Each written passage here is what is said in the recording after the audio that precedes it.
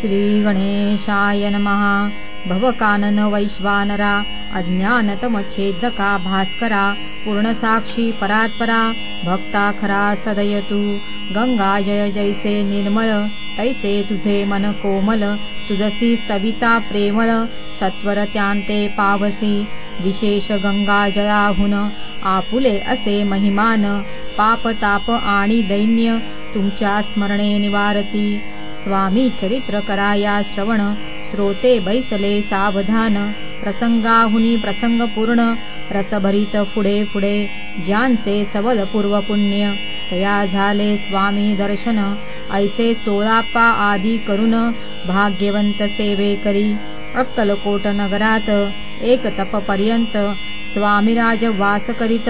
भक्त बहुत झाले। वार्ता पसरली चहूकडे कोणासी पडता साकडे धाव घेती स्वामीकडे राजे रजवाडे थोर थोर म्हणती भोसल्यांचे भाग्य परम स्वामी रत्न लाभले उत्तम नृपतीही भक्त निस्सीम स्वामी चरणी चित्त त्यांचे तेव्हा किती एक नृपती स्वामी दर्शन घेऊ इच्छिती आणि आपुल्या नगराप्रती आणू म्हणती तयांसी। बडोद्या माझी त्या अवसरी मल्हारराव राज्याधिकारी एकदा तयांचे अंतरी विचारायसा पातला अक्कलकोटाहुनी स्वामीसी आणावे आपुल्या नगरासी। मग कोणे एके दिवशी सभे माझी बैसले दिवाण आणि सरदार मान करी तैसे थोर थोर बैसले असता समग्र बोले नृपवर तयांप्रती कोणी जाऊनी अक्कलकोटासी येथे आणील स्वामीसी तरी आम्ही तयासी इनाम देऊ बहुत त्याचा राखू सन्मान लागेल ते तुके देऊ धन ही वटपुरी वैकुंठ भुवन बसता स्वामी होईल कार्य जाणूनी कठीण कोणी न बोलती वचन कोणा एका लागून गोष्ट मान्य करवेना। तेव्हा तात्या साहेब सरदार होता योग्य आणि चतुर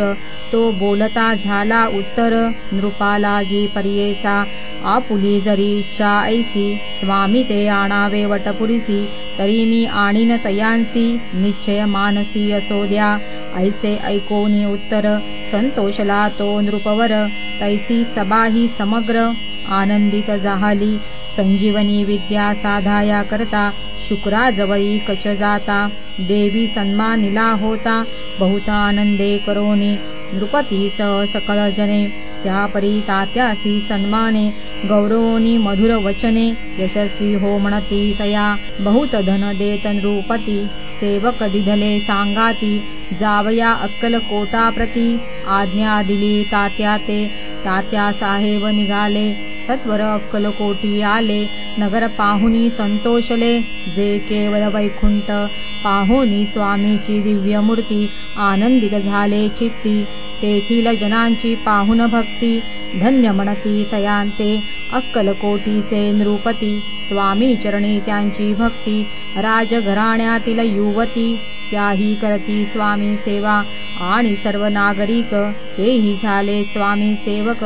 त्यात वरिष्ठ चोळाप्पादिक सेवे करी निस्सीम ऐसे पाहुन त्यांसी विचार पडला मानसी या नगरातुनी स्वामीसी कैसे नेऊ आपण अक्कलकोटीचे सकल जन स्वामी भक्त झाले पूर्ण स्वामींचेही मन रमोन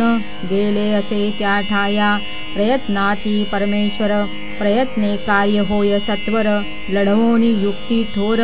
कार्य आपण साधावे असा मनी विचार करोनी कार्य आरंभिले तात्यानी संतुष्ट रहावे सेवकजनी ऐसे सदा करिताती करोनी नाना पक्वाने करीती ब्राह्मण भोजने दिदली बहुसाल दाने याचक धने तृप्त केले स्वामीची या पूजे प्रती नाना द्रव्ये समर्पिती जेणे सेवे करी संतुष्ट होती ऐसे करीती सर्वदा प्रसन्न व्हावे भक्त वत्सले कार्य साधावे आपुले म्हणोनी नाना उपाय केले द्रव्य वेचले तात्यानी ऐशियाने काही न झाले केले तितुके व्यर्थ गेले तात्यामनी खिन्न झाले विचार पडला तयांसी मग लढविली एक युक्ती एकांती गाठुनी चोळाप्पा प्रती त्याच लागी विनंती करीती बुद्धिवाद सांगती त्या जरी तुम्ही समर्थांसी घेऊन याल बडोद्यासी मग मल्हारराव आदरेसी इनाम देतील तुम्हा ते